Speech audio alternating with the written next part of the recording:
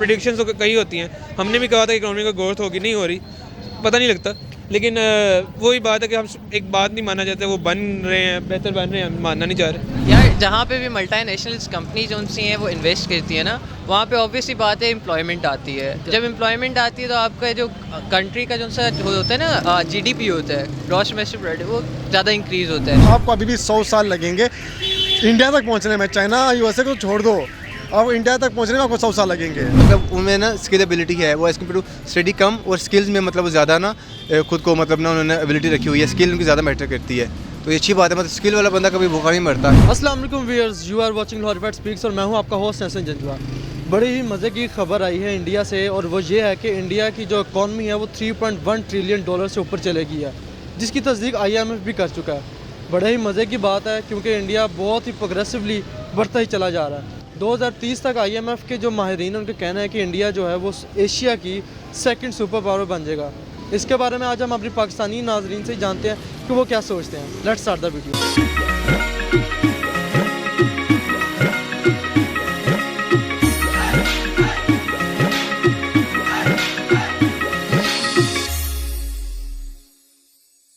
अस्सलाम वालेकुम। वालेकुम सलाम। या गुड नेम? दानिया जुल्फ़िकार। अच्छा भाई, अभी हमने रिसेंटली सुना इंडिया से बड़ी पॉजिटिव न्यूज़ आई कि इंडिया की जो इकॉनमी है $3.1 ट्रिलियन से ऊपर चलेगी है। क्या रिएक्शंस हैं? अच्छी न्यूज़ है एज इंडिया के लिए।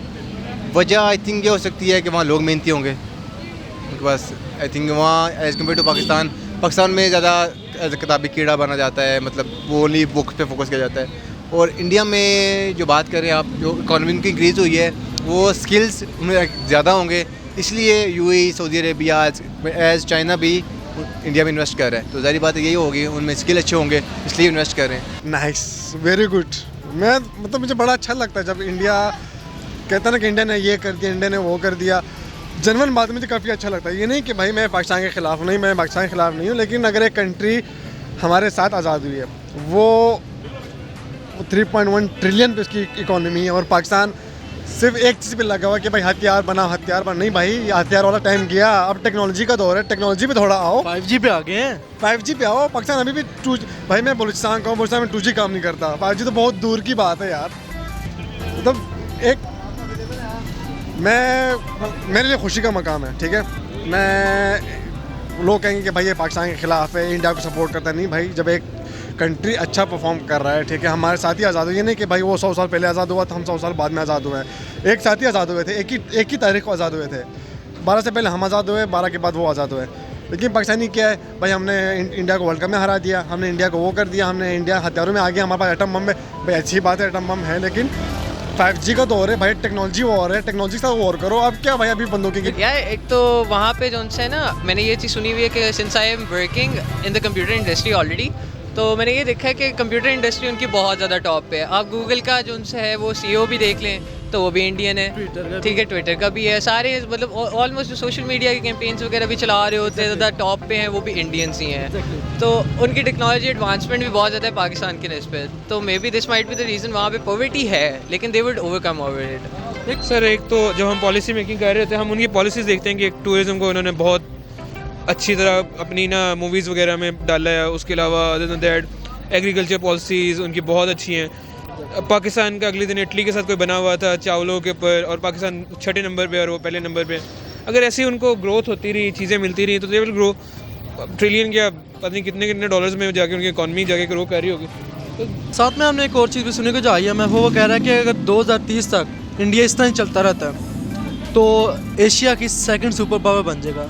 क्या रिएक्शन है कि चाइना पहले इतनी बड़ी सुपर पावर यहाँ पे मौजूद है, उसके बाद इंडिया भी उनके साथ कंपेयर करना जा रहा है?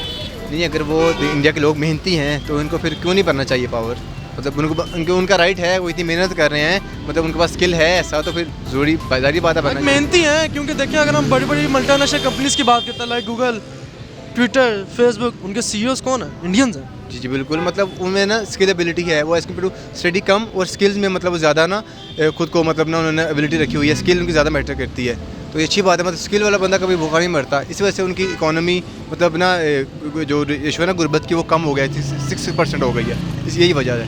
लेकिन आपको क्या लगता है कि इंडिया इतना ज़्यादा जो ग्रो कर रहा है, क्या ऐसा वो स्टेप्स ले रहे हैं जिसकी वजह से ग्रो हो रहा है?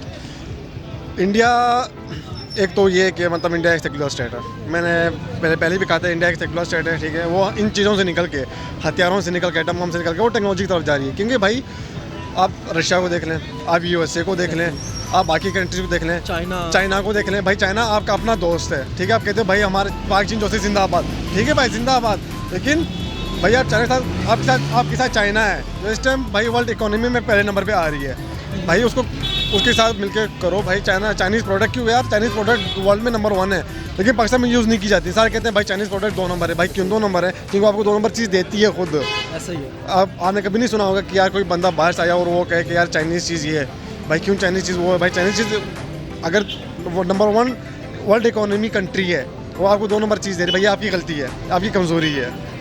एक और चीज़ हमने सुनी कि जो IMF के इकोनॉमिस्ट हैं वो कहते हैं कि इंडिया 2030 तक एशिया की सेकंड सुपर पावर बनने जा रहा है। यानी कि अगर इसी रफ्तार से चलता रहता है, चाइना नंबर 1 और इंडिया नंबर 2, इस पे क्या रिएक्शन है भाई? यार इस पे रिएक्शन ये है कि ये तो एक अफसोस का मुकाम है, ठीक है।